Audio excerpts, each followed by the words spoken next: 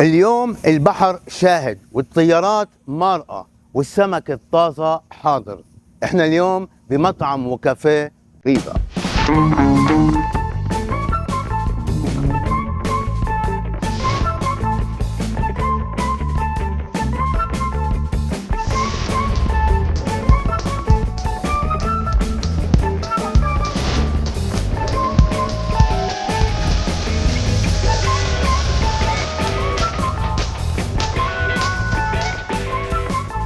شايفين لنا سفرة أنواع سمك وقريدس من الآخر.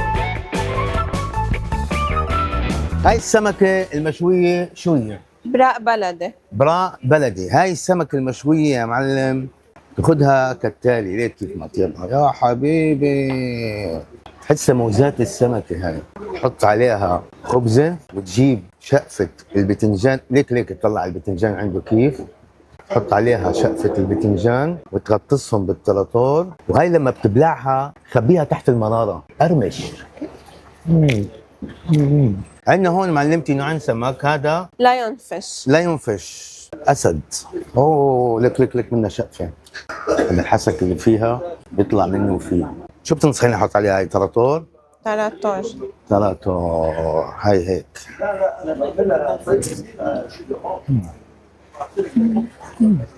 هاي شو اسمها هاي؟ هيدي جمل أو زبيدة. جمل او الزبيده هاي. طلع كيف هيك مقرمشه حلوه. انا حاسس حالي اناني بهالحلقه، ما هيك كان لازم اقول لكم تعالوا زيكم انا. شايفين الفخاره اللي نزلت؟ طلعوا كيف القريدس اللي فيها، يا الله. شايفين كيف صارت؟ ليك تطلع حبه القريدس، الله اشهرت لحالها. تحطها هون بالصوص. الصدف، شوف الصدف اللي عنده يا حرام. هي المفروض تنحط بالتم هاي، بس على اساس انا تغرق معي بالجمال.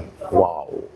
هذا شو اسمه القريدس؟ توربيدو. توربيدو. شو الصوص اللي عليه؟ هاني ماستر. هاني ماستر وحبة البركة بيني معاكم، وكله بركة. شو هي الجمبري هاي؟ تنبورة. تنبورة.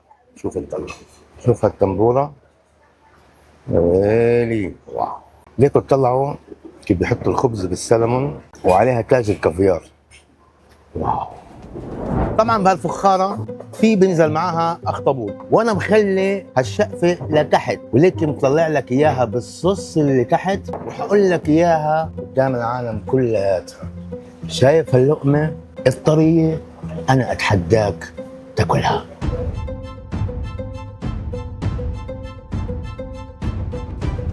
وين بدكم ايانا نتحداكم وتتحدونا المطعم الجاي؟ لا تنسوا فولو ولايك.